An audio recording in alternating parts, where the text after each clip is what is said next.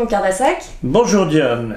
Eh bien, On se ça fait retrouve plaisir ici. de vous revoir ici dans cette belle Provence. Vous en avez bien profité. Absolument, il faut. Vous avez pris des réserves pour cet hiver. Et bien, on en profite pour faire un entretien encore plus direct que les fois précédentes. Absolument. Sans Covid. Nos auditeurs seront ravis. Alors, aujourd'hui, donc 18 septembre, on reprend comme toujours sur le coronavirus avec Olivier Véran qui s'est exprimé hier pour annoncer une intensification de la répression et préparer les Français à un nouveau confinement. Qu'en pensez-vous ? C'est toujours la poursuite de la politique de la terreur, qui d'ailleurs fait tout à fait son effet. Quand on voit les fils de ces malheureux Français qui n'ont rien compris à la manipulation, qui se lèvent à 4h du matin pour se faire tester, se faire enfiler dans les narines un bâtonnet, etc. Et j'ai eu d'ailleurs une information intéressante, c'est que ça pouvait servir aussi à prélever l'ADN de la population. Et je voudrais rappeler une information que nous avions donnée, c'était avant l'épidémie coronavirus en Chine. Les Chinois avaient découvert des membres d'une université américaine, je ne me rappelle plus laquelle c'était, qui passaient leur temps à prélever de l'ADN de Chinois. C'est pas gratuit ça. Et quelques mois après, apparaissait où ? En Chine, l'épidémie de coronavirus. Alors y a-t-il un rapport de cause à effet ? Donc voilà, je signale. Ce sont des informations qu'on trouve comme ça, un petit peu plic-ploc sur Internet, mais qui sont des choses qu'on doit retenir, parce que ça peut indiquer quelque chose qui va venir. Ouais. Pourquoi est-ce que, à l'époque, c'est les Américains, ces agents américains de cette université américaine prélevaient de l'ADN de Chinois ? À quoi ça devait leur servir ? Et là, actuellement, sur la population française On ne sait pas ce qu'ils en font des prélèvements. Oui, mais quel serait le but de prélever de l'ADN ?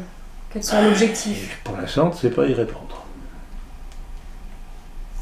Peut-être que faire une cartographie de l'ADN des Français. Et alors ? Qu'est-ce que ça ferait ? On verra bien. Mais il faut retenir la chose parce que ça pourra peut-être expliquer certains développements qu'on verra plus tard. Est-ce qu'il y aurait une volonté de modifier le génome humain ? De toute façon, c'est une chose qui est prévue dans le vaccin de Bill Gates. C'est non seulement la puce, mais aussi d'introduire de l'ADN qui ne serait pas celle de l'individu. Donc on modifie l'ADN de l'individu. L'individu cesse d'être l'individu, il est un autre. Alors, quelle est la part d'élucubration dans tout ça ? Quelle est la part de vérité annoncée par des gens qui sont au courant ? On n'en sait rien.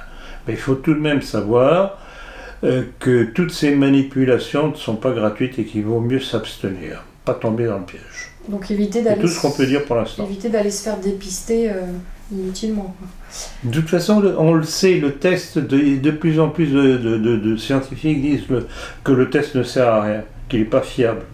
Pas du tout fiable. Alors pourquoi s'entêter ? Non, mais c'est vraiment le résultat de la panique que le gouvernement a très très bien su instaurer chez les Français. Et aussi, vous qui êtes médecin, peut-être pourriez-vous me répondre, pourquoi utiliser un locomotive qu'on enfonce au fond du nez, qui est douloureux, alors que soi-disant le virus est déjà dans la salive, dans les postillons ? Mais bien entendu. Est-ce que ça suffirait pas un prélèvement buccal ? Non, je suis tout à fait d'accord. Donc il n'y a pas d'explication. Mais c'est un cérémonial qui impressionne. Mais plus sérieux. Oui, c'est une mise en scène, de la poudre aux yeux. C'est de la mise en scène. Ah non, il y a énormément de mise en scène, c'est évident. Mais à propos de Véran, il y a quelques petites perles qu'il faudrait rappeler. Ah oui, par exemple, sa phrase là dernièrement qui a beaucoup fait rire, c'est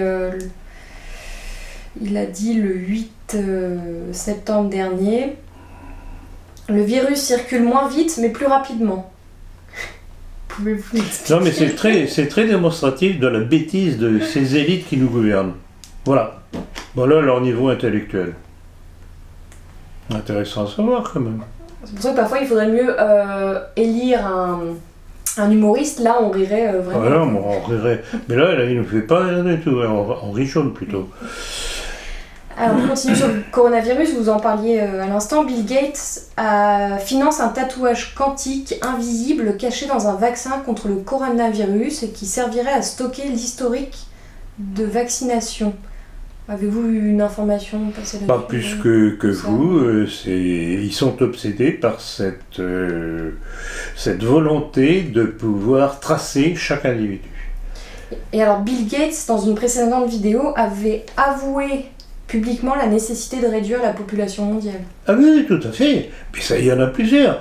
Je ne sais pas si vous vous rappelez, à l'époque de la grippe H1N1, j'avais publié notamment deux témoignages, deux déclarations de scientifiques, l'une était anglaise, l'autre était américain, disant qu'il y avait trop de monde sur la Terre.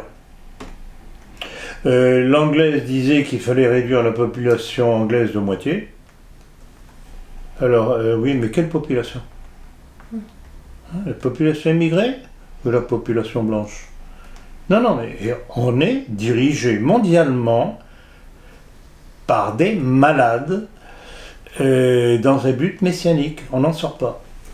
Ce que vous dites sur la réduction de la population fait penser à ces énormes pierres aux États-Unis, je ne sais plus où, Bridgestone. Oui, tout à fait. Où c'est indiqué que la population mondiale doit être réduite à 500 millions d'individus. Oui, tout à fait.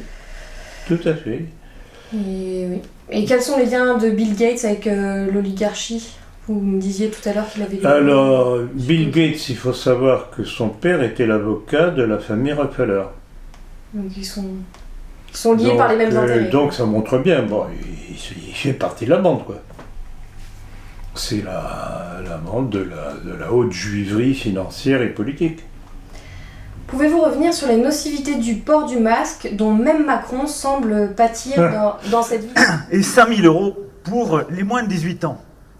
L'objectif, c'est véritablement qu'on maintienne ce chiffre et qu'on continue d'avoir de plus en plus de jeunes qui accèdent justement à ces contrats d'apprentissage et d'alternance. Je vais essayer d'aller au bout. Deuxième chose, on l'a vu ce matin à travers le campus.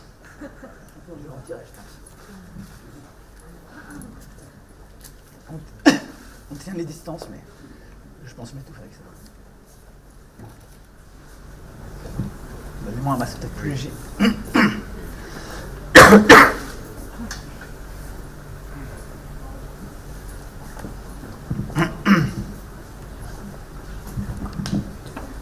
vais mettre un masque plus léger parce que j'ai dû absorber un truc du masque. On va y arriver. Merci pour votre patience. Ça, j'avoue, comme démonstration, il n'y avait pas mieux. Parce que voir ce malheureux Macron qui nous force à porter ce masque, alors que lui-même constate les effets du port du masque, qui s'est étouffé, qu'il l'a arraché d'un mouvement de rage, c'est très démonstratif de la nocivité du masque. Alors, bon, petit rappel tout de même sanitaire, c'est que le masque, si on le garde trop longtemps sur le nez, accumule les microbes. C'est un très bon milieu de culture, donc il faut s'attendre cet hiver au développement de rhinopharyngite et de probables complications pulmonaires. Et on dira, si la personne décède, on dira qu'il est mort du coronavirus une fois de plus. Ce qui ne sera pas tout à fait faux, puisque ce sera une conséquence de la conséquence. Macron d'ailleurs qui vient de rénover son bureau pour la modique somme de 930 000 €. Non, mais la France est riche. N'est-ce pas? Et puis c'est une priorité. Non, c'est clair. Faites ce que je dis, pas ce que je fais. Toujours la même chose. Non, et puis il faut rappeler aussi les dépenses si on peut appeler ça son épouse, moi je dirais plutôt sa meuf. Brigitte, la pédophile, Ah ben, il faut rappeler les choses, quand même. Pédophile et Hein? nymphomane, par exemple. Il faut rappeler quand même les choses. Et qui a, il y a un an et demi à peu près, qui avait estimé que la vaisselle de l'Élysée, et Dieu sait, il y a plusieurs vaisselles, il y a tout ce qu'il faut dans les palais nationaux, une vaisselle. Et d'ailleurs, c'est vous qui aviez tracé l'affaire et vous aviez publié les photos. Non. Ah, Non. Moi, moi je les ai vues. Bah, moi, je les ai pas vus. C'est pas moi qui ai trouvé. C'est pas vous? Non. En tout cas, j'ai vu, c'est affreux. Mais si, c'était sinistre comme vaisselle. Moi, je les ai jamais vus. Ah ben, j'étais persuadé que c'était vous. Bon, bref. Mais bah, peu importe. Mais d'un sinistre comme c'est pas croyable. C'est vraiment cette bonne femme, c'est la bourgeoise de gauche qui déteste notre héritage et toutes les beautés de notre legs national. Voilà par qui on est gouverné. Première dame de France. Ça, et puis qu'est-ce qu'elle avait fait d'autre? Elle avait aussi... C'était pas le palais, le salon d'apparat de l'Élysée. Ah oui, c'est ça, la salle des fêtes. Oui, La salle des fêtes. La salle des fêtes. Avec un bon goût tout républicain. Exactement. Pouvez-vous revenir sur la loi de bioéthique et notamment sur l'utilisation de cellules de fœtus avortés dans l'industrie pharmaceutique et l'industrie agroalimentaire? Alors ça, on en parle déjà depuis très longtemps, bien avant l'histoire du coronavirus.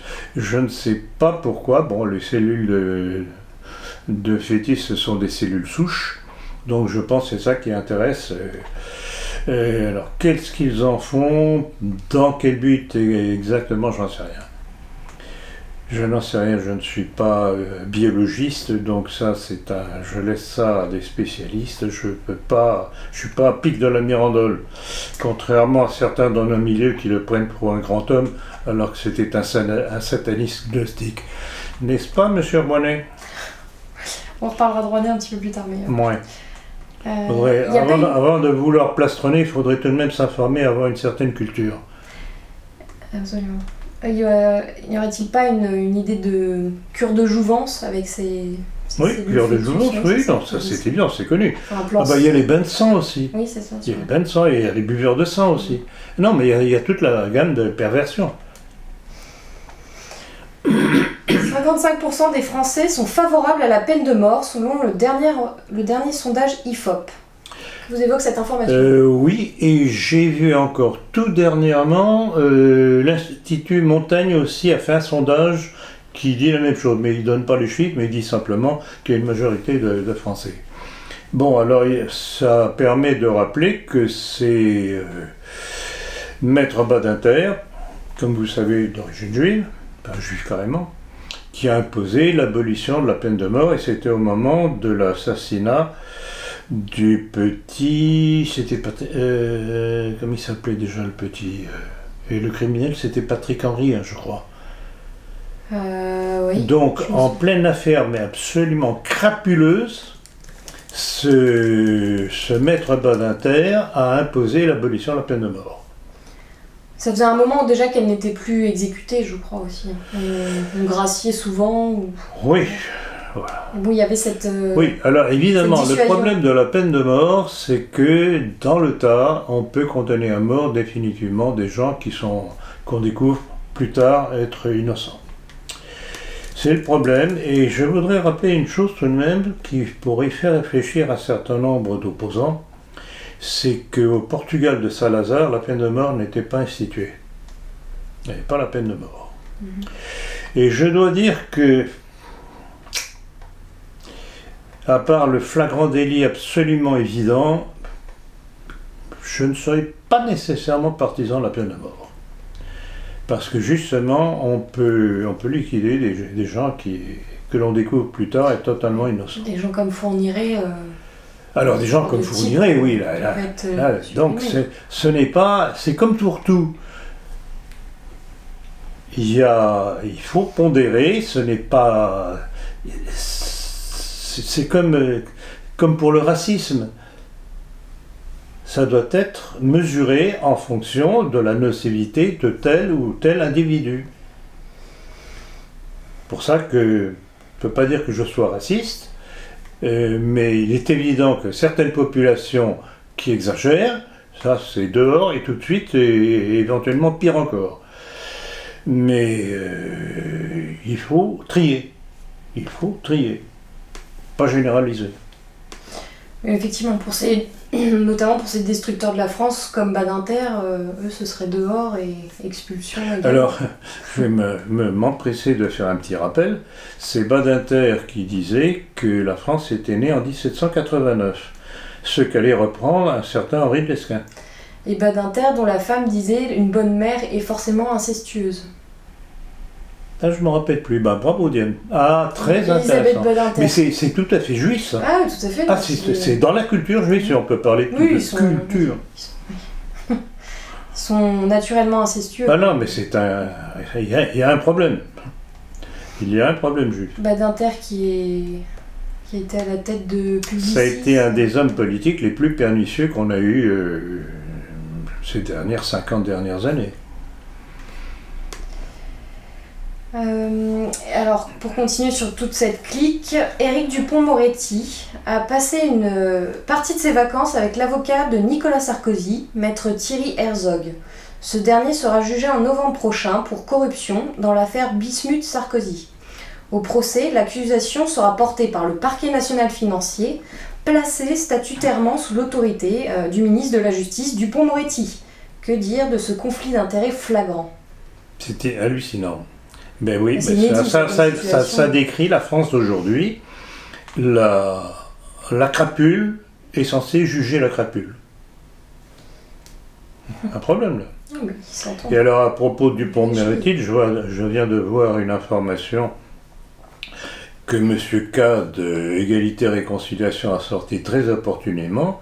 C'est qu'un des fils d'Henri de Lesquen rejoint le cabinet de Dupond-Moretti. Donc si tu veux, tu as toutes les nominations qui sont intéressantes. Par exemple, là j'ai vu passer le fils d'Henri de Lesquen qui a rejoint le cabinet de Éric Dupond-Moretti, tu vois. Par exemple, ça c'est une information que moi je vais reprendre. Ouais, ça manque pas de sel, ça. Ah, c'est pas sans intérêt. C'est assez démonstratif. C'est pas vous qui allez être invité au cabinet de Dupond-Moretti et encore moins moi. Non, absolument pas. Mais... Ils ont donc ça veut dire qu'il y a compatibilité. Des compatibilités, des liens. Ouais. Intéressant. Nous relirons cette information donnée par M. K. Ce 15 septembre, l'ancien eurodéputé écologiste Daniel Cohn-Bendit propose une fédération progressive franco-allemande. L'objectif, aller vers plus d'intégration entre les deux États leaders en Europe, la France et l'Allemagne, jusqu'à partager le siège de Paris au Conseil de l'ONU, pour y porter la voix de l'Europe. Un commentaire ? Ça fait partie de la politique de toute cette juiverie plus ou moins internationale, puisque vous savez que Cohn-Bendit est à la fois français et allemand. Et il a pas juif et pédophile aussi. De toute façon, lui, il n'a pas de nation, comme tous les juifs, ils n'ont pas de nation. La nation, c'est eux-mêmes. Donc ça fait partie du projet de destruction de la nation française en tout cas. Donc alors je voudrais rappeler juste à propos de cet individu, de Cohn-Bendit, c'est que comme la plupart, tous ce que j'ai vu dernièrement, les journaux tenus par les financiers juifs, dont l'Express et autres, tire à boulet rouge constamment contre Raoult, contre le professeur Raoult. Et moi, pour l'instant, comme je disais lors de l'entretien avec le jeune qui m'a interviewé... Attendez, je comprends pas bien le lien, excusez-moi, avec la question pourquoi vous revenez sur Raoult, hormis le fait qu'il soit journaliste. Oui, parce que le journaliste en question est le même. Le journaliste de qui ? Si, c'est... Vous parliez de qui ?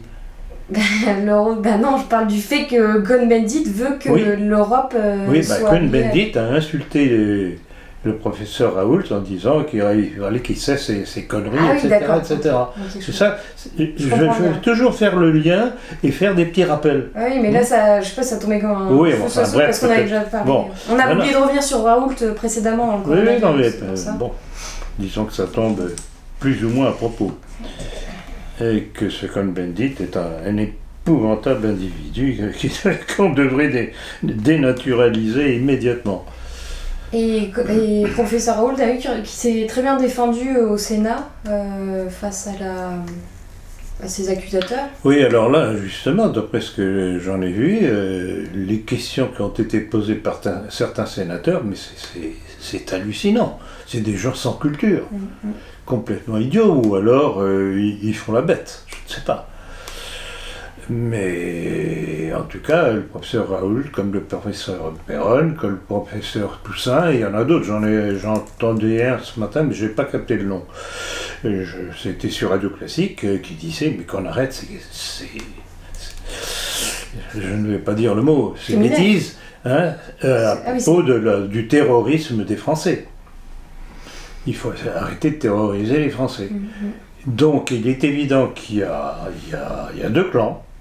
Il y a un clan scientifique qui est tout de même très bien représenté par les professeurs Raoult, Perron et ceux que je viens de nommer.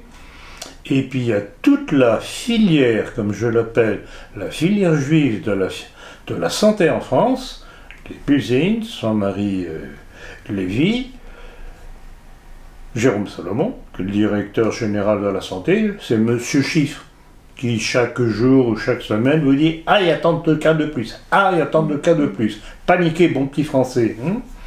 Il y a Martin Hirsch, dont j'ai vu qu'il avait fait une déclaration très hostile aussi au professeur Raoult. Donc ces gens-là sont d'une haine contre les évidences sanitaires du professeur Raoult, Perron et compagnie. Ça les dérange. Mais il est combatif, hein. Il le dit lui-même qu'il aime ça. Mais Diane, c'est pour ça que vous le... bien que, évidemment, au point de vue origine politique et certainement philosophique, on est opposé, je pense que le professeur Raoult, sous le coup de toutes ces injures qu'il reçoit, va virer sa cutie. Ah, vous pensez? Oui. Ah, moi je pense, c'est pas possible. Il sait qu'il a en face de lui. Quand il voit cette clique de Buzyn et compagnie, s'il n'a pas compris que c'était tout de même représentatif d'une certaine population, oui, je pense que... visiblement, quoi qu'il a été dans ses jeunes années, vu son look, etc., vu son mariage, etc., que j'ai signalé, je cache rien. Il est évident qu'à un moment donné, il va se dire, mais pourquoi ils en veulent à ce point-là? Il va en tirer des conclusions. Après, il dit lui-même quand même qu'il a été fils de résistant. Non, mais c'est évident, mais on peut tous... Mais Diane, par rapport... Quand je vois le nombre de gens qui me rejoignent, vous avez d'anciens gaullistes, ou des enfants d'anciens gaullistes, d'anciens francs-maçons, les gens peuvent évoluer. Oui, tout à fait, oui. Et ça, justement, je n'aime pas les gens qui me disent « Ah, un tel et ça ». Parce que oui, dans le passé, mais... Les évidences, un jour, peuvent les faire évoluer. Et c'est à nous de leur montrer les choses telles qu'elles sont et non pas telles que les médias leur racontent. Oui, tout à fait. Pierre Adenbaum, ancien président de la LICRA, élu socialiste à la mairie de Paris, adjoint au maire, a dû quitter son poste pour raison d'attouchement sexuel. Tout comme son prédécesseur, Christophe Girard, parti également sur fond de scandale sexuel. Tout ce petit monde semble être lié par le même vice. Qu'en pensez-vous ? Je pense que ça, alors dans ce qui concerne le premier, ça rejoint ce qu'on disait tout à l'heure à propos de certaines tendances chez les juifs, dont l'inceste. Il y a un problème sexuel chez eux. Alors je sais pas, c'est pas ce qu'on aura coupé le prépuce, j'en sais rien, mais il y a tout de même quelque chose de particulier chez eux. Ils sont pervers. Et ils sont pervers. Oui, mais regardez, Madame Badinter, elle est perverse alors que c'est une femme. Oui. Donc c'est pas forcément une histoire de prépuce comme pouvait le dire. Non, c'est pas, non, je plaisantais, c'est pas simplement une question de prépuce, c'est évident. C'est dans leur gène. C'est dans leur gène. Mais comme vous savez, comme disait ce docteur au 8e jour, là, je sais plus comment il s'appelle. Ah oui, le Ménassé. Oui, c'est ça, mais oui, il avait un autre nom. Mais oui. Oui, le Ménassé, ce que j'ai connu sur le plan épistolaire, il a été abonné quasiment jusqu'à la fin à la politique. Oui, il est très... C'était vraiment le juif atypique, intéressant, il a sorti des choses très intéressantes. La seule chose avec laquelle je ne suis pas d'accord, c'est que c'est l'histoire de la circoncision au 8e jour. Ça. Alors là, je ne crois pas du tout. Je vois pourquoi avant ce serait pas bon, après ce serait pas bon, et... Enfin bref, glissons. Je cherche son autre nom, mince. Bref. Domergue, Roger Domergue. De Ménacé. Exactement, oui, tout à fait. Roger Domergue de Ménacé. Donc oui, c'est sûr qu'il y a eu un problème sexuel dans cette communauté. Passons.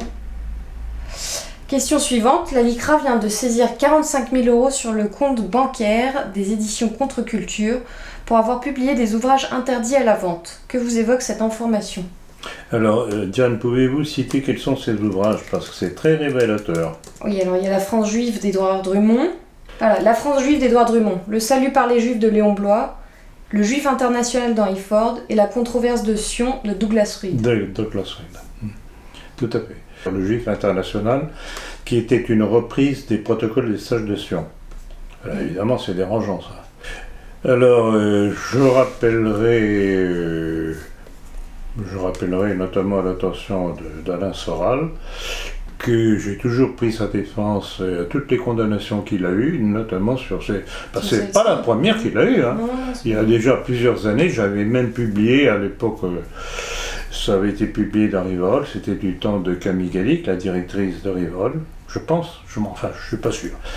Ça avait été publié, j'avais pris la défense des éditions, le Contre-Culture, qui publie de bons livres. Ça, de ce côté-là, il n'y a rien à dire. Donc là, il tape au portefeuille en saisissant directement sur le compte bancaire. bancaire. Ah, mais bien entendu, ils touchent toujours au portefeuille, et puis bon, pour eux, ça leur fait toujours de l'argent supplémentaire. Ils ne crachent jamais là-dessus. Ah non. Marine Le Pen est favorable à la vaccination obligatoire. Selon vous, à quoi sert encore cette représentante dite de l'extrême droite ? Rien du tout. Tous les jours, on constate un peu plus qu'elle se prostitue sur tous les sujets, que je ne vois pas du tout quel est l'intérêt de continuer à voter pour elle et pour le Rassemblement national. C'est une boîte de garage, point, c'est tout, comme l'a été son père d'ailleurs, parce que si elle est comme ça, c'est que son père l'était déjà comme ça, mais il a bien trompé son monde. Je ne sais pas si on en reparlera plus tard, mais sujet de Le Pen, j'ai beaucoup de choses à dire. D'où mon livre Histoire d'une trahison. Bah écoutez, on peut le dire maintenant si vous voulez. Hein ? On peut en parler maintenant de Jean-Marie Le Pen et de... Ah oui, parce qu'il a l'intention, d'après ce que vous m'avez dit, de lancer un... Exactement, son institut... Bon, il a un musée quoi en fait. Voilà, Jean-Marie Le Pen lance son INA nationaliste. Nationaliste, Donc, mais oui. Donc un institut afin de mettre à disposition du grand public les archives retraçant son parcours politique. Son parcours, là, ça on peut en parler de son parcours politique. C'est un homme qui a passé son temps à se contredire pour essayer à chaque déclaration, espérait-il, de rafler un électorat différent. Il était pétainiste, puisqu'il a fleuri la tombe du maréchal pendant des années, puis dans sa volonté de dédiabolisation, puisque la dédiabolisation de sa fille Marine vient de là, c'est lui qui a commencé. Il a cessé de fleurir la tombe du maréchal Pétain, il a commencé à chanter les louanges de Gaulle, d'où la formule que Rivarol avait publiée, que je sors très régulièrement, disant qu'il est le seul représentant du gaullisme.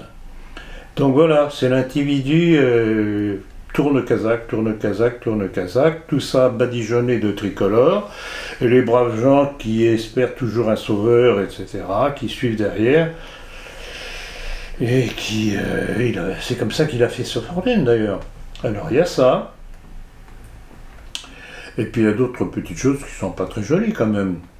Excusez-moi, avant de revenir sur les choses pas très jolies, quels avaient été ses propos à la dalle d'Argenteuil? Oui, c'était sur la dalle d'Argenteuil, ce qu'on appelle la dalle d'Argenteuil. C'était une déclaration qu'il avait faite en 2007, oui, je crois, juste avant les élections présidentielles, je crois. C'était absolument hallucinant, c'était, je cite ça de mémoire puisque vous me prenez un peu de cours, tout ça c'est dans mon livre Histoire d'une trahison de toute façon.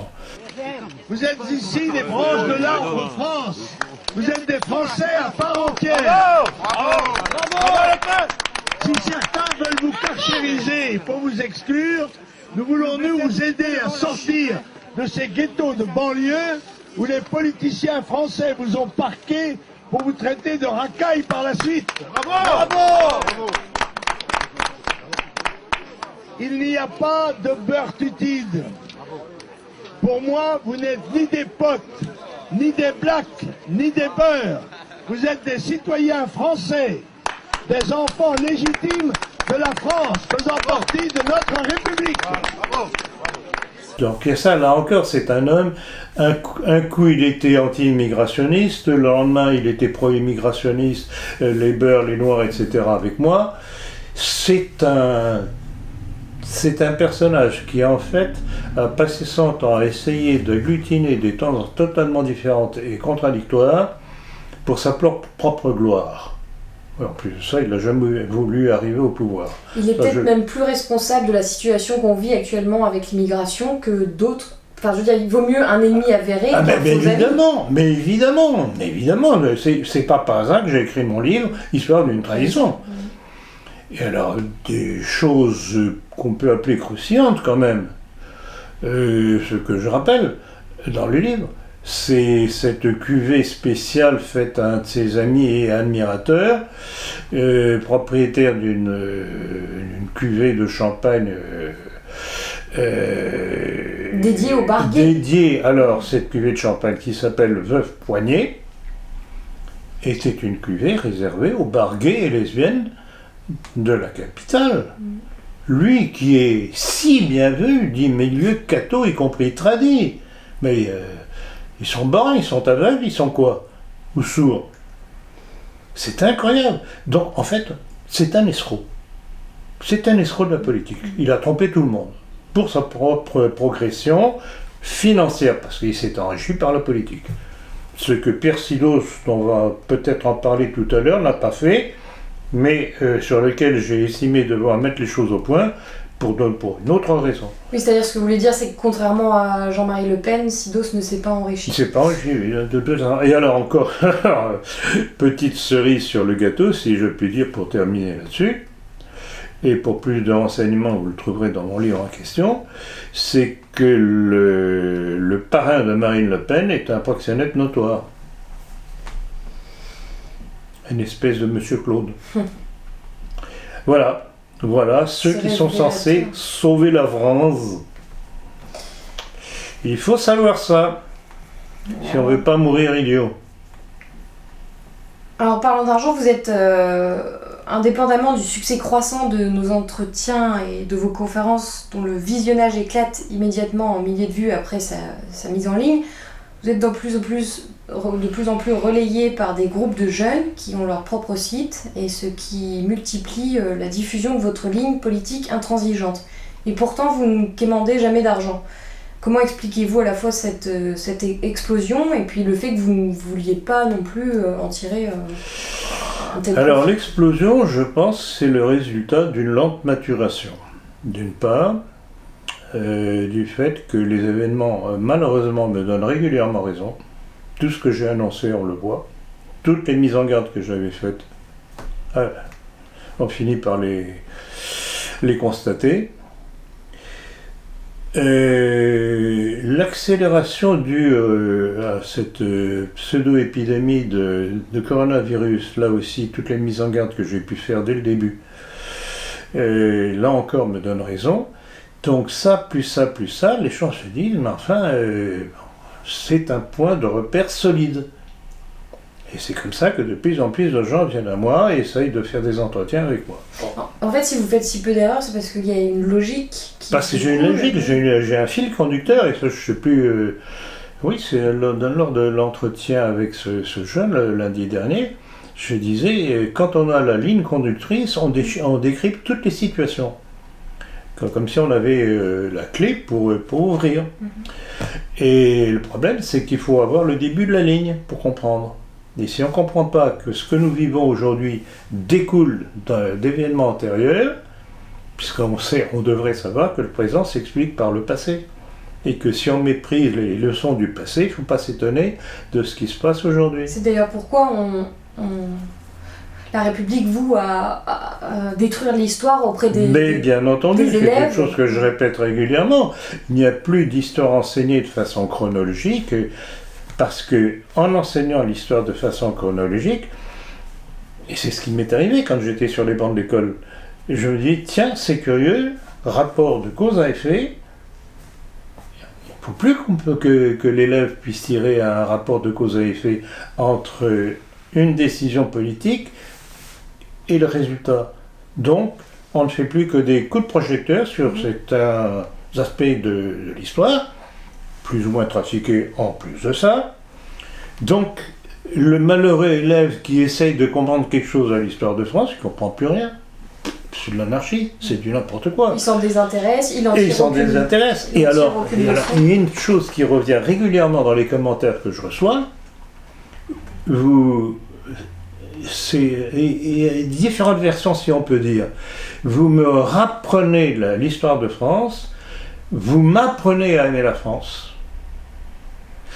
Et ce sont des commentaires qui tournent autour de ces deux pôles. Et des gens qui viennent de milieux mais totalement différents. C'est pas nécessairement le catho tradit de droite, etc. Non, il y a des gens qui viennent de partout, qui viennent de la gauche, qui viennent de la maçonnerie, Musulmans. de tout. Et y compris des musulmans.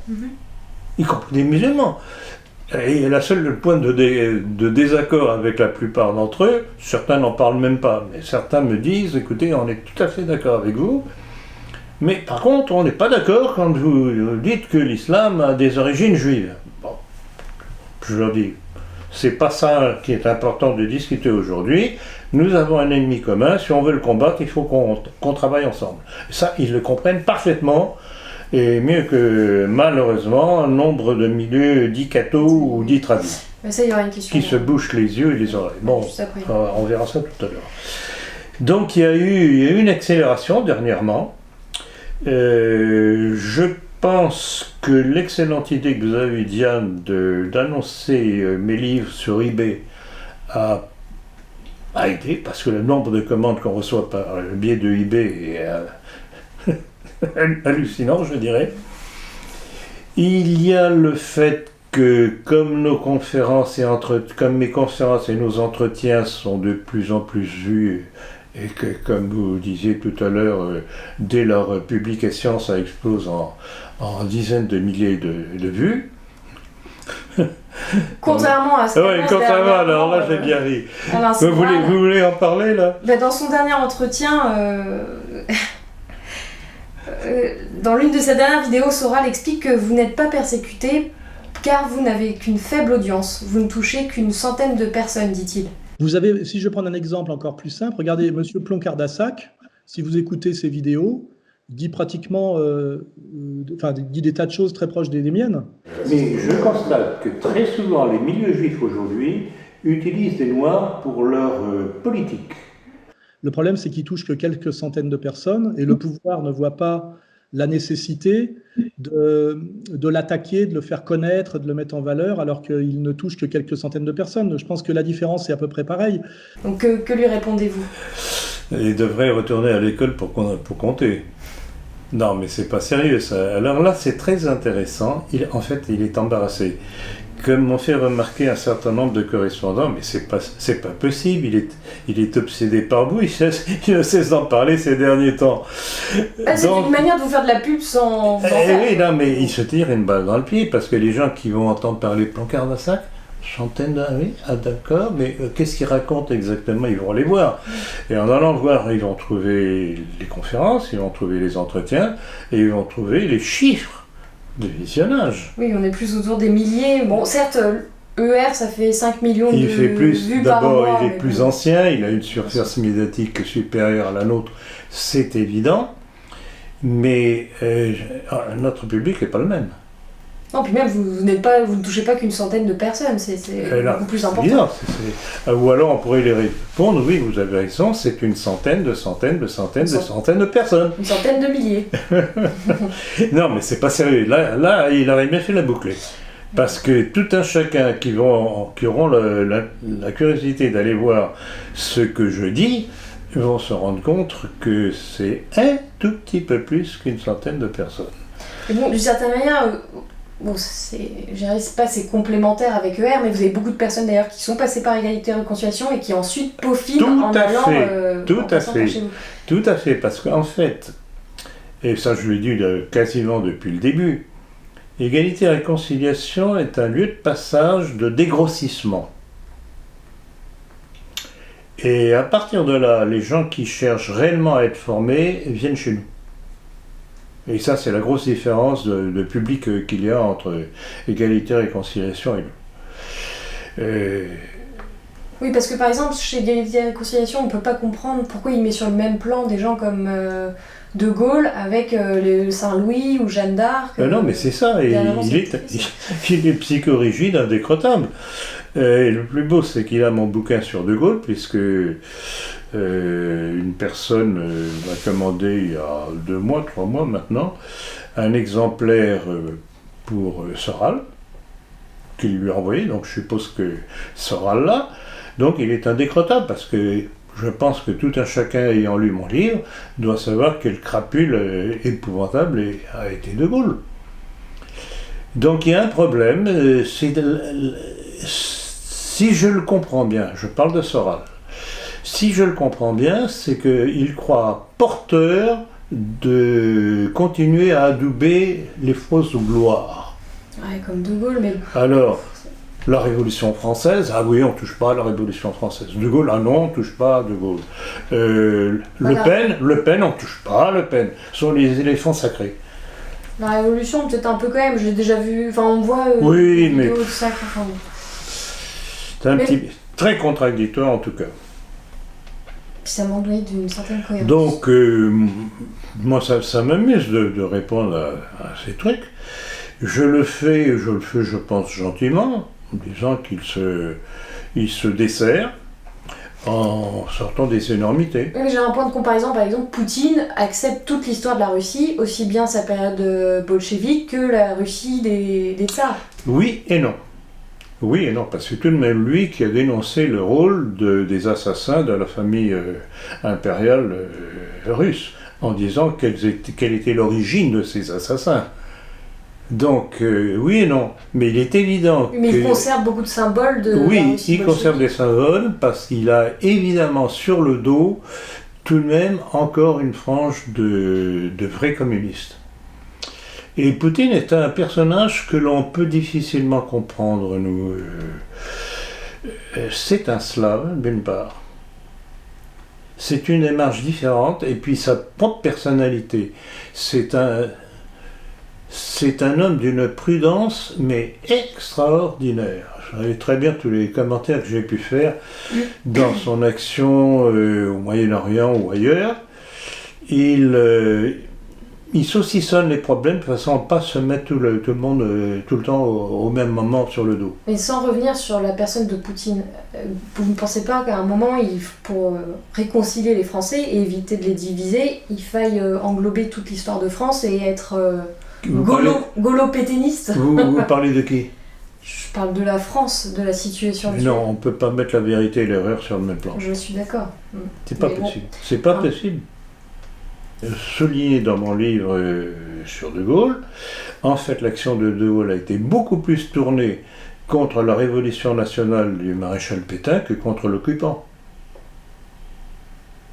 Il a passé, lui, avec les communistes et ses alliés démocrates chrétiens, à éliminer physiquement, ou soi-disant légalement, par la suite, tous les membres de la révolution dite nationale. Donc, c'est un homme de la Révolution, dans le sens Révolution de 1789. Et alors, pourquoi est-ce que vous ne quémandez pas de l'argent, contrairement à nombreuses personnes de Parce que nous sommes des gens sérieux, je ne fais pas de dépenses somptuaires en déplacement ou autre, sauf ce qui est nécessaire pour aller faire des conférences à droite et à gauche.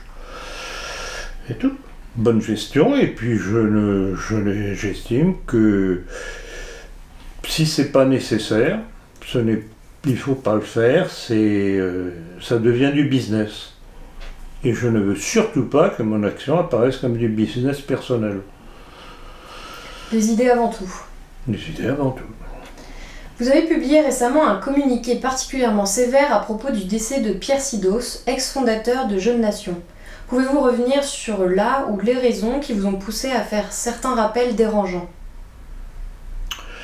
Bon, différentes raisons, notamment des raisons historiques, et puis j'avoue que j'ai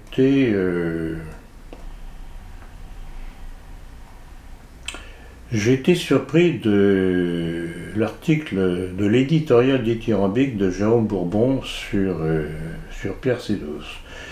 Bon, je peux comprendre Bourbon, c'est un gentil garçon quelque peu romantique, je ne suis pas du tout romantique. Moi, il n'y a que les résultats d'une action qui m'intéressent et je pèse. Donc, dans l'action de Pierre Sidos, que j'ai tout de même bien connu, tout de même petit rappel que mon père a régulièrement collaboré à la revue Jeunes Nations. Et ensuite, j'ai suivi aussi gratuitement tous les deux. Donc, c'est plutôt Sidos qui nous était redevable. Que dès l'époque où ça a commencé à vasouiller en France, avec la montée en puissance du clan Nouvelle Droite avec Alain de Benoît et Dominique Vénère, Sidos a laissé faire, il n'a pas su trancher, c'est pas un chef, ça n'a pas été un chef. Et j'ai constaté par la suite qu'il n'a jamais été un chef, il a toujours fait de mauvais choix. Alors on peut se tromper par moment, on peut faire de mauvais choix, mais il faut rectifier. Vous savez, tout de même, j'ai mis à la porte un certain nombre d'individus de nos milieux. Et puis on arrive, c'est ce que je rappelais brièvement tout de même dans ce communiqué, on arrive tout de même à l'histoire de l'Algérie française, au drame de l'Algérie française. Et là j'ai rappelé un fait qui est absolument documenté, c'est l'assassinat de deux de ses représentants, Villard et l'autre, je ne me rappelle plus comme il s'appelle. De toute façon, c'est dans mon livre notamment sur l'armée française face à la destruction de la nation, et c'est dans mon livre sur De Gaulle. Donc on retrouve les références là-dessus, qui ont été assassinés sur ordre de Suzini, qui était le bras droit de Salan, du général Salan. Et là, il n'y a eu pas la moindre rétorsion. Alors, ils avaient été accusés d'être partisans d'une partition en Algérie. Ça n'a jamais été prouvé. Par contre, ce qu'on en a appris assez rapidement plus tard, et je donne les documents d'ailleurs, et dans mon livre sur l'armée française, et dans mon livre sur De Gaulle, le renseignement suisse nous a appris, enfin, voilà les textes, que Suzini était en contact régulier avec l'ambassade des États-Unis. Alors qu'il était le vilain canard dans l'histoire, c'était Suzini. Et là encore, l'attitude de Pierre Sidos n'a pas été celle d'un chef qui défend ses troupes. Il n'y a pas eu la moindre mesure de rétorsion contre Suzini et ses exécutants, dont je donne les noms. Tout ça est documenté. Qu'il n'a jamais défendu ses troupes. C'est ça qui est documenté. Alors bon, je vais pas revenir là-dessus. Je maintiens tout ce que j'ai dit. Je ne fais pas de romantisme, contrairement à certains. C'est comme ça, et je ne pense pas qu'on puisse avancer nos affaires en glorifiant de fausses gloires. Point.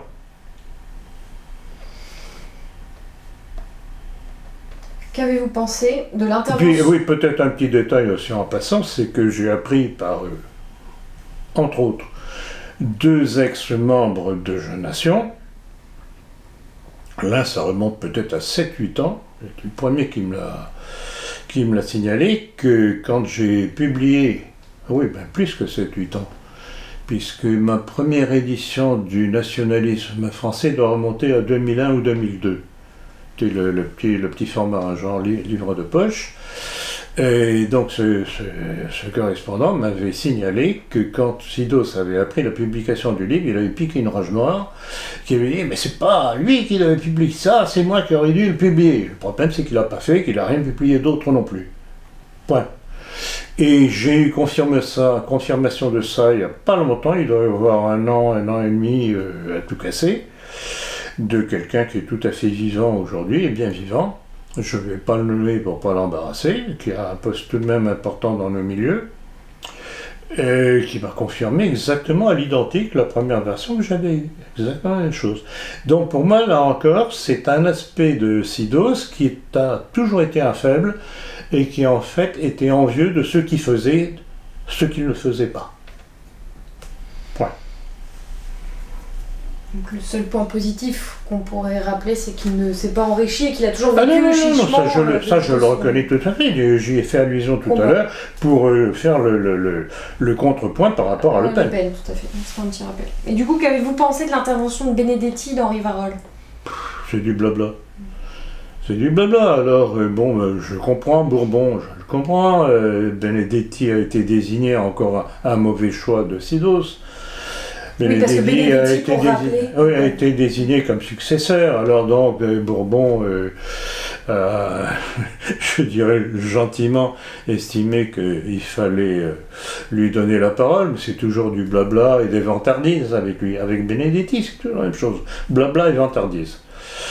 Et je voudrais tout de même rappeler une petite chose, c'est que grâce justement à toutes ces vantardises et provocations, qu'il a réussi à faire interdire l'œuvre française qui était la suite de Jeunes Nations, du Parti nationaliste, etc. Et c'est sans rappeler les mœurs alors là, de Benedetti. les mœurs, ce que l'on sait par différents témoins que nous avons, c'est pour ça que je regrette beaucoup, quand j'estime devoir donner un coup de bistouri, je le fais toujours à bon escient. Et je ne veux pas après venir s'indigner de ma dureté. Je suis dur parce que j'estime que c'est nécessaire. Point. Et vos propos sont un petit peu en décalage avec l'entretien qu'a donné Florian Rouanet à Jérôme Bourbon dans l'entretien vidéo. Quoi. Que voulez-vous? Passons. C'est pas par hasard qu'il a été écarté de nos milieux. Rouanet, oui. Mais c'est tout de même pathétique, là encore, puisque vous parlez de Rouanet. Je trouve pathétique que Jérôme Bourbon, directeur de Rivarol, alors que Rivarol a des décennies d'existence de plus que nous, ne trouve comme collaborateurs que des gens que j'ai mis à la porte. Un problème. Dans son dernier entretien, Lesquin réitère ses propos quant à la conversion des musulmans à la franc-maçonnerie. Car, dit-il, l'islam n'est pas compatible avec la France. Qui ne croient pas du tout à l'islam et qui ne cherchent qui n'ont qu'une seule envie, c'est de s'en dégager. Absolument, c'est un tiers. De se convertir, d'abandonner l'islam. L'idéal serait qu'ils se convertissent oui, absolument. au christianisme, ce serait bien, au moins, ou alors sinon la franc-maçonnerie, si vous préférez. Mais oui. bon, en tout cas, qu'ils quittent l'islam, parce que l'islam est incompatible avec l'identité nationale de la France. Mais la maçonnerie l'est, c'est ça. C'est énorme quand même. Mais rappelez-vous de là date sa haine à mon égard. Quand j'ai mis en lumière sa fameuse déclaration dans la lettre du Club de l'Horloge numéro 40, dans laquelle il disait que la Déclaration des droits de l'homme de 1789 était l'acte de baptême de la nation française, ce qui excluait toute l'histoire de France d'avant. C'est une déclaration purement maçonnique. On comprend mieux pourquoi son fils est au cabinet de Dupond-Moretti. Alors justement, c'est une nouvelle que l'on vient de découvrir, que j'ai découvert hier soir justement, par un de mes nombreux correspondants qui m'alimentent. Alors encore merci à tous ceux qui m'alimentent en informations bien référencées. On vient d'apprendre que l'un des fils de Lesquin rend au bureau de Dupond-Moretti. Donc si tu veux, tu as toutes les nominations qui sont intéressantes. Par exemple, là, j'ai vu passer le fils d'Henri de Lesquin qui a rejoint le cabinet de Éric Dupond-Moretti, tu vois. Par exemple, ça c'est une information que moi je vais reprendre. Qui ne défend que la crapule. On le connaît tout de même un tout petit peu. C'est tout de même curieux. Ça semble indiquer une certaine compatibilité, ou tout au moins absence d'hostilité. Bon, on pourrait dire le fils n'est pas le père. Oh, ouais. C'est ce qu'on dit bien de vous. Oui, mais enfin, quand on connaît les positions de Lesquin dont vous venez d'évoquer justement à propos des musulmans, mais nos amis musulmans, mais rentrez en maçonnerie, voyons, allez-y. Non, mais c'est hallucinant ce truc-là. Alors ça m'amuse parce que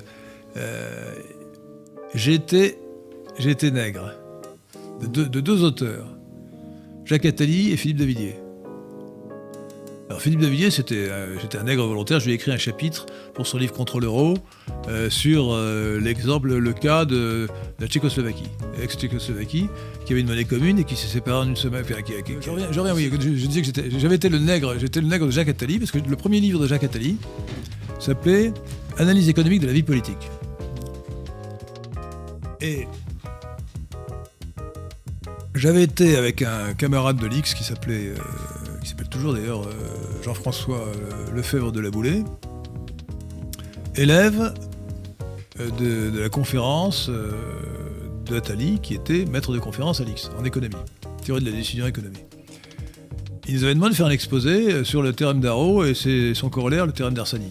Alors, le théorème d'Arrow est un théorème d'impossibilité, qui démontre que la démocratie est impossible. C'est-à-dire que en supposant que tous les gens soient rationnels, la combinaison de ces préférences individuelles ne peut pas exister de manière rationnelle. C'est-à-dire que les choix sont irrationnels. C'est-à-dire qu'une majorité peut préférer A à B et B à C, et pourtant préférer C à A. Mais pas de transitivité. Bon. On peut facilement démontrer le cas avec la chose avec... ça généralise en fait le paradoxe de Borda-Condorcet qui date du XVIIIe siècle. On peut facilement démontrer la chose... avec trois choix. Une collectivité de 3 personnes doit choisir entre un pont, une route et un tunnel pour relier une rive à l'autre. Il suffit de définir convenablement les préférences individuelles pour s'apercevoir qu'on est dans la cohérence. Mais Arsani, autre mathématicien ou économiste, H-A-R-S-A-N-Y-I, a fait un corollaire démontrant que si la population concernée est suffisamment homogène, c'est-à-dire s'il y a suffisamment de proximité entre les préférences de chacun, alors on peut avoir une logique rationnelle, donc la démocratie peut fonctionner. Voilà. Le théorème d'Arrow explique que ni la règle de la majorité, ni aucune règle n'est concevable pour rétablir la rationalité. Le théorème d'Arsani dit oui, sauf cas particulier, si la population est homogène. La conséquence évidente, c'est très important, ça veut dire que mathématiquement, on peut démontrer qu'il faut qu'une population soit homogène pour que la démocratie puisse exister. C'est pas mal ça d'avoir les mathématiques pour soi. Oui, non, mais ce sont les mathématiques contre l'immigration. Bon, c'est pour ça d'ailleurs que toutes les théories des manipulations en finissent par dire mais oui, c'est vrai, on manipule, mais c'est pour votre bien. Alors, c'est pour rassurer la cohésion de tout le monde. Je termine sur cette anecdote de négritude. Donc, Attali nous avait demandé de lui donner par écrit nos exposés. Oui. Alors, La Boulée avait fait un exposé très savant, qui à mon avis est excellent, sur le théorème d'Arrow. Il avait montré que la démonstration qu'on avait faite à Arrow n'était pas bonne, et lui a trouvé la vraie démonstration du théorème d'Arrow. Et moi, j'ai simplement fait un travail moins intéressant sur le fond, mais pas sur l'aspect mathématique, pour le corollaire d'Arsani. Et Attali a publié texto les deux exposés, sans même corriger les fautes d'orthographe, ou les fautes de typographique, sans avoir même dit au début « je remercie mes étudiants », rien. Ce qui fait que, pour la postérité, si on ne rétablit pas la vérité, on pourrait s'imaginer que c'est Attali qui a trouvé la vraie démonstration du théorème d'Arrow, alors que c'est La Boulée. Mais ça, il était dans la grande tradition de tous les mandarins d'universitaires qui ont fait ça depuis des siècles. Oui, mais en général, ils ont la pudeur de remercier leurs élèves. Oui, c'est quand même un minimum. Oui, un petit peu dans un bas de page. Et puis, en fait, ils intègrent. Mais là, reproduire texto un exposé, c'est quand même grave, quoi. Là, en fait, c'était un acte de plagiat. Hein. C'est de la spoliation. C'est de la spoliation et du plagiat. Voilà. Bon. J'aurais pu porter plainte, mais bon, je ne l'ai pas fait. Il y a la prescription, je crois. Ah bah maintenant, il y a prescription. Alors là, à moins qu'il le réédite. Non. Voilà, bah écoutez, je pense que... Et dire qu'il y a encore des crétins de nos milieux, enfin, ça ne m'étonne pas, qui continuent à suivre monsieur Henri de Lesquen, du Plessis-Cassot, des personnes comme Adrien Abosit qui participe à sa radio Athéna, qui pourtant se dit grand catholique, enfin... Et pétainiste. pétainiste. Alors que Lesquen est gaulliste de gaulliste. Le Vatican est sur le les hérétiques. Non, mais c'est ça. Alors, il y a deux possibilités. Oui, donc où ces gens-là sont complices. Sont capables, de faire tenir des idées contradictoires dans le crâne, et c'est tout de même pas très normal, ou bien ils sont complices et ils font des clins d'œil à l'ennemi sur tel ou tel sujet. Mais Kamel Abozid, soi-disant hyper cadeau, pétainiste, puis c'est comme ça surtout qu'il s'est fait connaître, en encensant le maréchal Pétain, un petit peu comme Zemmour d'ailleurs, vous le rappelez aussi. Ni le complot, mais c'est hallucinant, puisque nous avons les textes. Comment se fait-il que je puisse trouver les textes, les publier? C'est notamment dans mon livre sur la maçonnerie, dans le complot mondialiste, etc. Et qu'eux ne sont incapables de les trouver, ne serait-ce qu'en lisant mes livres, éventuellement. Donc c'est un déni. C'est un déni d'une certaine réalité. Ou d'une réalité certaine plutôt. C'était ma question suivante d'ailleurs. Comment expliquez-vous que les musulmans soient plus réceptifs à la notion de complot, contrairement à certains catholiques qui préfèrent se boucher les oreilles et tourner en dérision ceux qui dénoncent le complot mondialiste? Je le constate. Est-ce qu'il y a une explication eschatologique, par exemple? Je ne sais pas, c'est dans leur texte. Mais oui, parce qu'ils sont, ils sont confrontés à la réalité de l'hostilité du judaïsme mondial contre eux, et que ça leur ouvre les yeux. Ça leur ouvre les yeux. Et justement, rappelez-vous, il y a combien, 5-6 ans facilement, je crois que j'avais dit que mon intention était de retourner l'arme de l'ennemi contre lui. Et l'arme en question, c'était justement cette immigration que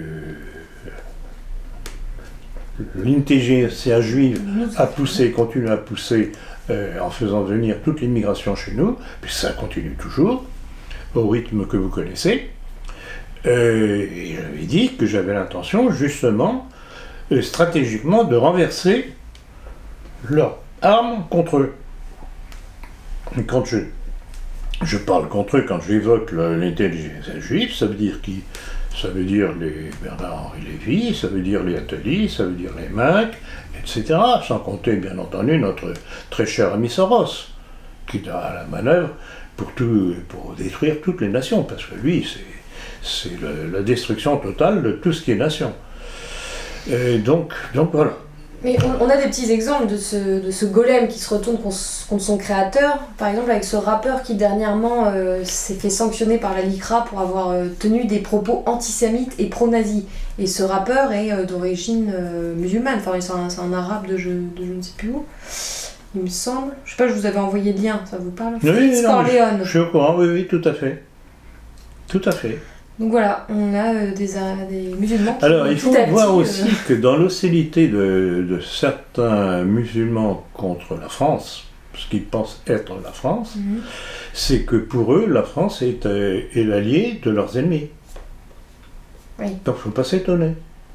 Mais quand ils commencent à comprendre que la France n'est plus la France et elle n'est plus dirigée par des Français... Écoutez, quand je reçois des messages de musulmans, et c'est pas un seul qui me dit ça, monsieur, heureusement que vous êtes là, vous êtes un vrai Français. Donc ça veut dire qu'ils comprennent qu'il y a deux France. Et on a des messages aussi de musulmans qui disent qu'un musulman en voie de conversion. Il y a des témoignages de personnes qui disent que par vos idées, ils en sont sur le chemin de la conversion. Ah oui, tout à fait. Bon, mais ce ne sont pas nécessairement des musulmans. Non, mais s'ils sont sur le voie de la conversion, ils étaient musulmans. Oui, non, mais la conversion, c'est-à-dire des gens qui croyaient à rien. Oui, aussi, c'est vrai. Des gens qui croyaient à rien. J'en ai croisé un d'ailleurs il y a 15 jours environ, à la sortie de la messe. Je marchais sur le trottoir pour rejoindre la voiture, et puis il y a un homme qui devait avoir 30-35 ans à peu près, qui pile brusquement devant le même, dit « Ce placard à sac ?» Et oui. Il m'attend toujours à voir sortir un couteau ou un revolver. Il dit, ah monsieur, vous savez pas, c'est grâce à vous que je me convertis. Et d'ailleurs, il allait à la messe, justement, que je me convertis, que j'ai appris beaucoup de choses. Donc, et c'est quelqu'un qui visiblement venait des milieux de gauche. Donc athée, anti-religieux, etc. Mais c'était pas un musulman. Non, jusqu'à présent, je peux pas revendiquer de conversion de musulmans. J'en sais rien. Honnêtement, j'en sais rien. C'est édifiant, oui, c'est formidable. Ah non, c'est édifiant, ça veut dire, c'est ça qu'il y a tout de même de rassurant, c'est que la vérité a un impact destructeur. Ou bâtisseur, oui. Destructeur du mal. De l'erreur, Du mal. donc bâtisseur. Oui, c'est plein d'espoir. Et puis c'est la vérité, comme vous le disiez, c'est comme l'eau, quoi. Elle se diffuse partout. Vous connaissez la parole, la vérité vous rendra libre. Oui, exactement, tout à fait. Question suivante. Donc, on continue sur le thème. Contrairement à certains nationaux et ou catholiques, de plus en plus de musulmans adhèrent donc à votre ligne politique. Mais donc, ne craignez-vous pas que certains vous traitent d'islamistes ou d'être partisans de l'immigration ? Tout à fait. C'est une question qu'il faut poser pour pouvoir y répondre. Et d'ailleurs, c'était la thèse des Beketch, d'Anthony, de Lesquin, entre autres, qui, devant ma position pro-palestinienne dénonçant les crimes d'Israël en Palestine, n'avait trouvé rien de mieux que en se basant sur le fait que ma mère était née au Caire, en Égypte, était musulmane, donc moi-même j'étais de cette orbite, et même Lesquin, avec vraiment une capacité de mensonge assez remarquable, m'avait attribué l'appartenance à un groupement islamique. Évidemment, j'attends toujours, comme je l'avais demandé à l'époque, qu'il en apporte la preuve. Donc voilà, ces gens-là, ils ont fait une campagne contre moi pour essayer de me présenter comme un musulman, un islamiste, etc. Pour atténuer les effets de ce que je disais sur leur sionisme. Oui, ils ont contrebalancé comme ça. Pour contrebalancer, exactement, pour contrebalancer, c'est le terme. Donc voilà ce qu'il y a de sous-jacent. Et donc j'attends toujours qu'ils en apportent la preuve, c'est tout. Alors, petite chose avec un petit sourire narquois quand même, à l'attention de M. Henri de Lesquin, du Plessis-Cassot, de Miranda, de Sade et compagnie. Petit rappel quand même.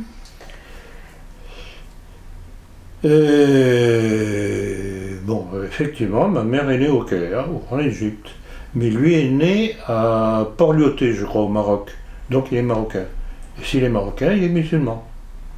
Et puis rappelez-vous, dans sa pseudo-défense sur le rappel que j'avais fait, que je fais régulièrement, de ce texte de la Ligue de défense juive, qui, suite à ses appréciations très peu élégantes vis-à-vis de Simone Veil, etc., pourtant Dieu sait que je ne meurs pas d'amour pour Simone Veil, mais simplement c'est inélégant, c'est pas comme ça qu'on contrebalance la nocivité de quelqu'un.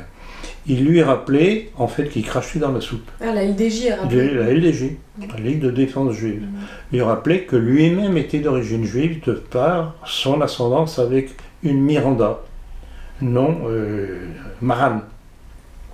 Alors il est allé essayer de trouver une explication que Miranda c'était le nom d'un conquérant d'origine effectivement maghrébine, etc., etc. De Médina. De Médina, oui, de Médina. Oui, de Médina, pardon. J'ai dit Miranda, oui, c'est Médina.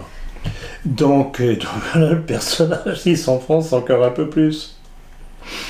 Et c'est ça, en fait, toute ma tactique, c'est de pousser les gens à bout, de façon à ce qu'ils se démasquent. Et c'est ce qui est arrivé notamment avec Rissen, qui n'arrête pas de s'enfoncer un peu plus, ce malheureux. Oui, il vous a insulté. Mais non, mais non. Il parle d'insulte. Alors, continuons. Ça me ravit. Oui.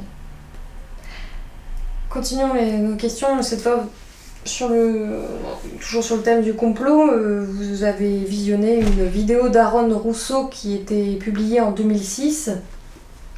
C'est en fait une interview que cette personne, Aaron Rousseau, un ami des Rockefeller, avait donnée à Alex Jones en 2006, où il dénonçait les plans pour établir un nouvel ordre mondial, à savoir le mensonge du 11 septembre organisé par le gouvernement américain, la mystification du terrorisme afin d'asservir la population par la peur, et il aborde également d'autres sujets importants comme la puce RFID, la libération des femmes, le contrôle des populations.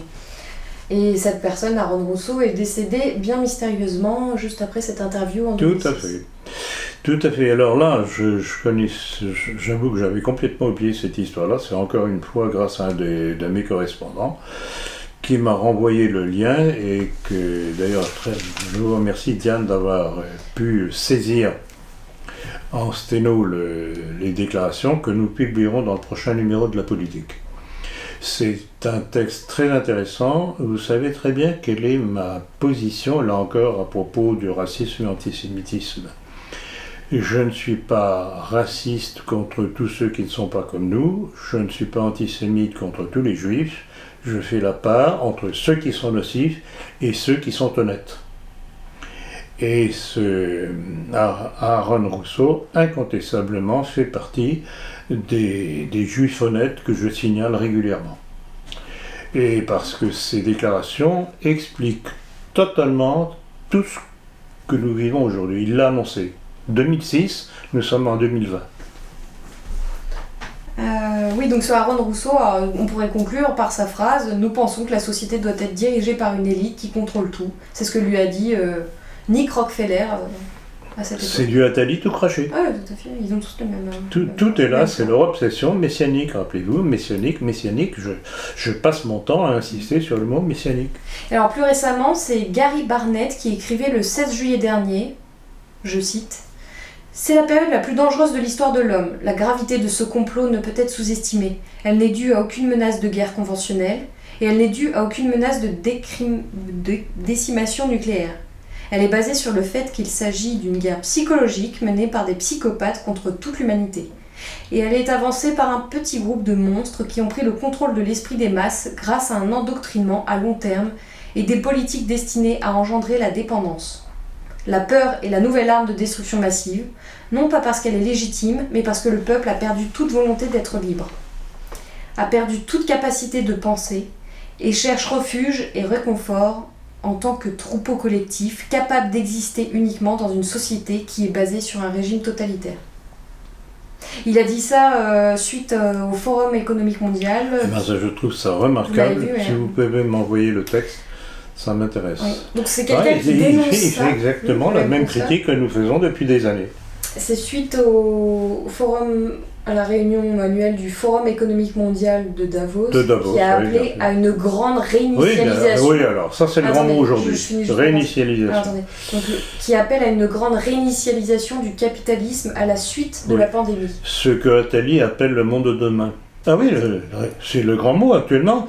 C'est le grand mot par lequel ces pseudo-élites mondiales veulent faire passer l'acceptation de la gouvernance mondiale. Donc, ah oui, vous comprenez, le monde disant c'est un tel état qu'il faut le réinitialiser, donc on va faire la gouvernance mondiale. Et tout est là. Table rase. Tout est là, table rase du passé, table rase des nations, des peuples, etc. Et plaisir d'entendre ce genre de déclaration, mais je rappellerai tout de même qu'il y a quelques années que je martèle exactement la même chose. Et une fois de mais plus, à l'époque, c'était une voix qui criait dans le désert. Et une fois de plus, comment avec toutes ces citations, on peut encore nier qu'il y a un complot? Et on pense à Abauzit, à Lesquin et compagnie. Et même dernièrement à Rouennais, je crois, avec Scipion de Sales, qui ont refait un petit entretien. Alors là, c'est hallucinant. Donc le complotisme, c'est faire des liens artificiels alors qu'il n'y a pas lieu de le faire. Pour redéfinir ce qu'est le complotisme. Oui, non, mais et en fait, ils faisaient une négation de tout complot. Ils essayaient un peu de tempérer, mais c'était vraiment très étrange. Tout de même, les Scipion de Salm et Rouennais sont des collaborateurs de Rivarol. Il y a un petit problème là. On ne peut pas dire que Bourbon soit anticonspirationniste, au contraire. Donc il y a un problème, là, un problème de cohérence. En fait, leur démarche était un peu scabreuse. L'idée, je crois que c'était de dire, oui, il ne faut pas croire aux extraterrestres ou j'ai jamais parlé d'extraterrestres, non, mais j'y il parle crois pas pas. de vous en J'y crois pas. particulier, mais ou je sais pas, ou la Terre plate. Il y en a qui vont loin après dans le complotisme. Oui, d'accord, mais alors là, il faut savoir de quoi on parle. Quand on parle de complotisme, il faut savoir de quoi, ce qu'on désigne. Or là, c'est dans le flou, et c'est l'impression générale qui en découle, c'est qu'en fait, il moque ceux qui, comme nous, dénonçons le complot mondialiste messianique. Et là, c'est impardonnable. Sur fond d'empoisonnement de Navalny se jouent des intérêts économiques. Les USA, la Russie se disputent entre autres l'acheminement du gaz en Europe, mais pouvez-vous nous en dire davantage sur cette situation Bon, alors je dirais que l'histoire Navalny, c'est un non-événement. Cet individu ne représente strictement rien en Russie. Aux dernières élections, si mes souvenirs sont exacts, il avait fait à peine 2%.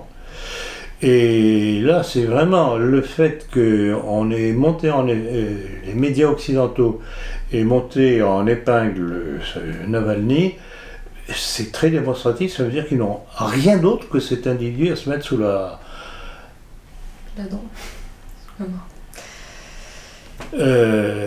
C'est quand même curieux, ça. C'est une preuve de faiblesse.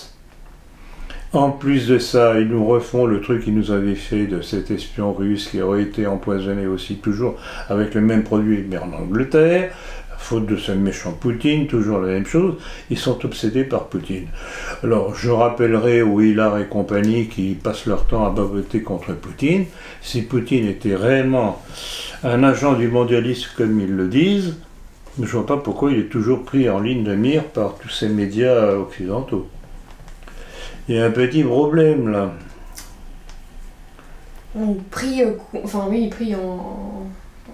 Critiqué par ces médias. Non, mais Navalny, alors l'histoire Navalny, bon, c'est pas simplement le problème du pipeline et compagnie. Là où Poutine les dérange profondément, il y a deux facteurs fondamentaux. Il y a la dédollarisation, qui va sonner le glas de la puissance judéo-américaine, financière. Et il y a d'ailleurs des économistes qui commencent à dire que dans quelques années, le dollar aura perdu un tiers de sa valeur. Et l'autre élément, c'est la politique de Poutine au Moyen-Orient. Parce que c'est la fin du rêve du grand Israël, Eretz Israël. Dans la même mesure où la Syrie, avec les Russes, avec les Iraniens et avec le Hezbollah, reconquiert pied à pied tout ce que l'État islamique, aidé par les États-Unis et Israël, puisque l'État islamique est une création de Tsahal, comme j'ai déjà expliqué, c'est la fin du grand rêve d'Israël. Et ça, c'est impardonnable. C'est pour ça que ces gens-là passent leur temps à taper sur Poutine, trouvant les arguments les plus invraisemblables et débiles pour essayer de le démolir. Mais franchement, il n'y a que les imbéciles qui y croient. Alors dernièrement, on parle aussi de ce conflit qui va avoir lieu probablement entre le projet du Eretz Israël et le projet d'Erdogan avec son grand sultanat. Alors, c'est évident, effectivement, vous faites bien de rappeler la chose, c'est que il y a une similitude curieuse et amusante entre la démarche du président Erdogan et la démarche de Netanyahou.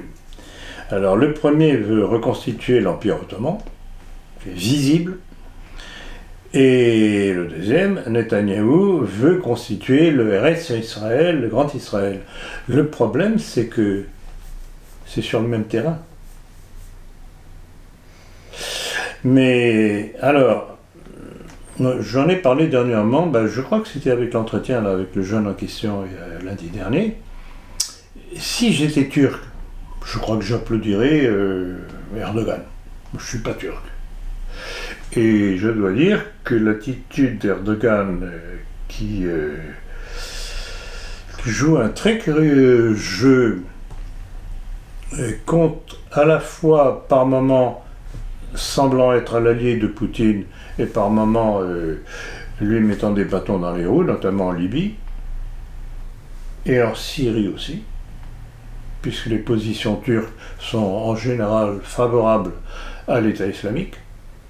Donc c'est un petit jeu tordu, mais alors là, avec toute la subtilité et l'aspect tordu qu'il peut y avoir dans les rapports moyen-orientaux, pour s'y retrouver, c'est pas évident. Mais bon, le résultat, il faut juger la politique sur les résultats que ça donne, c'est tout. Et si vous étiez juif, est-ce que vous applaudiriez Netanyahou ? Je pense. Je dirais pas que c'est du nationalisme, parce que le problème, ce qui touche les juifs, c'est même pas, c'est au-delà de la nation, c'est un aspect messianique que nous ne pouvons pas comprendre avec notre mentalité, avec notre formation.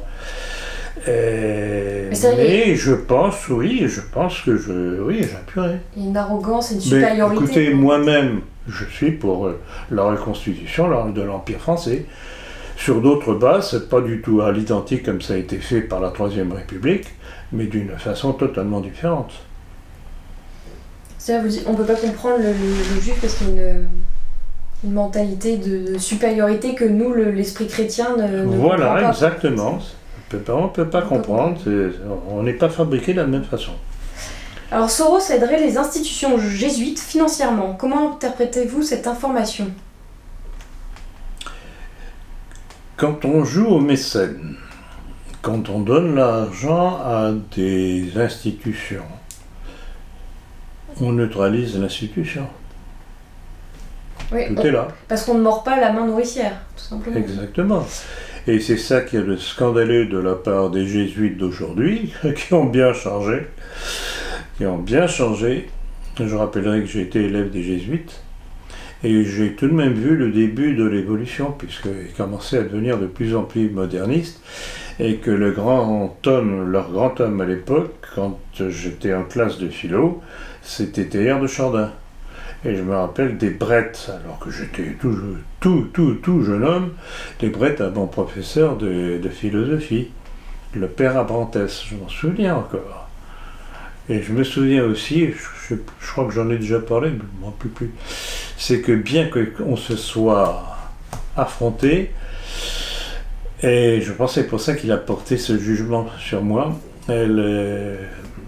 lors du dernier cours qu'il nous a donné, il a tenu à faire le profil de ses principaux élèves. Alors, un tel, c'était le plus intelligent, et arrivé à moi, il m'a dit, vous, Plancard, c'est la volonté. C'était bien trouvé. Et je crois que vraiment, c'est ça qui m'a permis de survivre dans ma vie professionnelle, parce que j'ai reçu tous les coups possibles et imaginables de Piframac. Et quand j'ai décidé de ce que je voulais, en général, je n'y pas rien. Vous lâchez pas le morceau. Je ne lâche jamais le morceau. Et certains s'en rendent compte à leur dépens, parce que quand je commence à planter les dents dans certaines fesses, je ne lâche pas. Ça saigne. Quel que soit mon dégoût. Pour revenir sur Soros, qui donne de l'argent aux institutions jésuites, ça ne semble pas les déranger que, par ailleurs, Soros, avec sa fondation, donne également à des centres d'avortement. Tout à fait, et qu'ils disent qu'il faut faire sauter la famille. La famille, oui, tout à fait, oui. Non, mais c'est ça qui est le scandaleux. C'est que malheureusement, les grandes institutions religieuses ont été perverties de l'intérieur. C'est toujours la même chose. Et rappelez-vous ma fameuse formule, infiltration, neutralisation, déviation, auquel on peut rajouter maintenant destruction. Et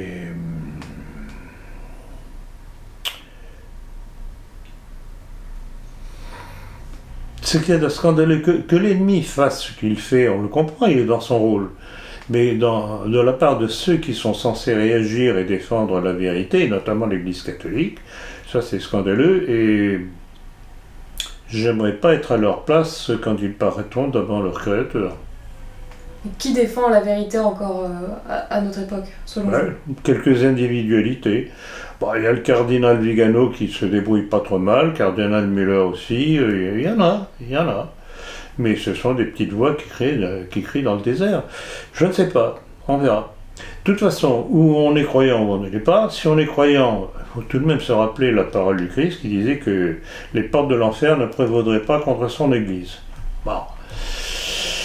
Nous, en tant qu'à la fois croyants et militants politiques, notre devoir est d'y aider par toute notre force. Je rappellerai toujours, ça c'est aussi, c'est à la lumière de cette formule que j'agis toujours, aide-toi et le ciel t'aidera. Je moque et je méprise ceux qui attendent toujours le grand monarque qui viendra descendant du ciel, bien sûr, sur un grand cheval blanc pour remettre de l'ordre sur le monde. Non. C'est notre responsabilité à tous de le faire. Eh bien, sur ces paroles, nous avons terminé. Peut-être une dernière question, bonus. Y a-t-il des sujets sur lesquels vous n'étiez pas en accord avec votre père ?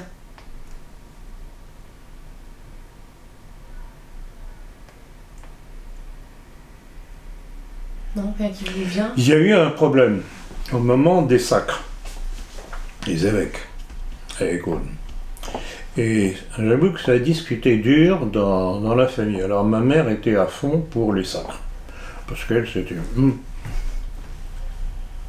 descendante des montagnards du Caucase, c'était pas une tendre. Une petite bonne femme remarquable. Et puis mon père et moi, qui après non seulement hésitation, mais après avoir pesé le pour et le contre, on est arrivé à une notion très simple. On n'abandonne pas la structure mère entre les mains de ses ennemis. Donc le combat doit continuer, mais à l'intérieur de l'Église. Et donc on n'a pas suivi les sacres. Donc on ne peut pas dire que c'était un motif de désaccord avec mon père, mais à un moment donné, on a tout de même hésité. Moi j'étais je balançais un petit peu entre l'avis de ma mère et l'avis de mon père, mais finalement on est tombé d'accord sans qu'il y ait opposition. On est tombé d'accord. Et donc c'est la ligne que je maintiens jusqu'à aujourd'hui. Le combat doit se faire, mais à l'intérieur de l'Église. Hein, puisqu'on est sur ce sujet-là. Quand on voit l'évolution de la fraternité Saint-Pédis, qui ne forme plus les séminaristes sur la maçonnerie, comme le faisait Monseigneur Lefebvre du temps de son vivant, puisqu'il invitait mon père, entre autres, pour parler de la maçonnerie à ces jeunes prêtres et séminaristes. Quand on voit tout de même que les finances de la fraternité sont sous la coupe d'un avocat juif, Maître Cras, que tout ça se trouve dans mon livre, encore une fois, Tradition ou Révolution, bien référencé, que j'ai la correspondance avec les différents évêques de la fraternité à ce sujet-là aussi, et qu'ils ont tous botté en touche. Alors à quoi ça servait de sacrer des évêques ? Franchement. Et pourquoi croyez-vous que j'ai mis en tête de notre lettre d'information à la politique cette fameuse phrase de Monseigneur Freppel qui disait « On ne se relève jamais de l'abandon des principes ». Alors il y a toujours des avis qui disent « Ah oui, mais je vais mettre un petit peu d'eau dans mon vin de façon à être davantage, d'élargir mon public ». Tous, que ce soit des religieux ou des politiques, à l'époque moderne, Poujade, Tixier-Vignancourt, Le Pen, la fraternité Saint-Pédis, y compris la fraternité Saint-Pierre aussi, tous ceux qui ont voulu édulcorer un petit peu, au lieu de gagner en auditoire, ou peut-être gagner en auditoire, mais ils traversent leur cause.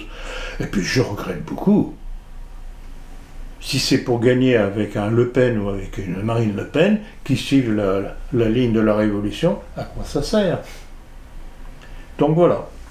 Donc je maintiens ma ligne et plus je vais, plus les gens s'agglutinent autour de moi. Donc pourquoi voulez-vous que je change ma tactique ? On ne change pas une tactique qui gagne. Exactement, sur ces bonnes Comme paroles. on dit en football, on ne change pas une équipe qui gagne. J'avais compris. Une métaphore. Merci, monsieur Bocardès. Mais merci à vous, Diane. C'est toujours un plaisir de vous voir, discuter avec vous. On est vraiment comme des frères sur moi, un petit peu. C'est vrai qu'il y a une bonne complicité et c'est toujours agréable. Mais ce qui est intéressant, c'est que, il y a, évidemment, entre les êtres humains, il y a toujours des affinités. Mais là, cette affinité intellectuelle où quand l'un parle, l'autre réagit, mais au quart de tour, c'est vraiment... Et vous n'êtes pas la seule. Ne croyez pas ça, ne soyez pas imbus. J'ai des concurrents. Vous n'êtes pas la seule, mais justement, je constate que ceux qui m'ont suivi jusqu'à présent, comprenant la logique de la démarche, on se comprend au quart de tour. Évidemment. Parce qu'on a les outils pour comprendre et se comprendre. Donc, bonne suite de vacances, Diane. Merci, je continuerai d'en profiter. À très bientôt. À très bientôt, Diane.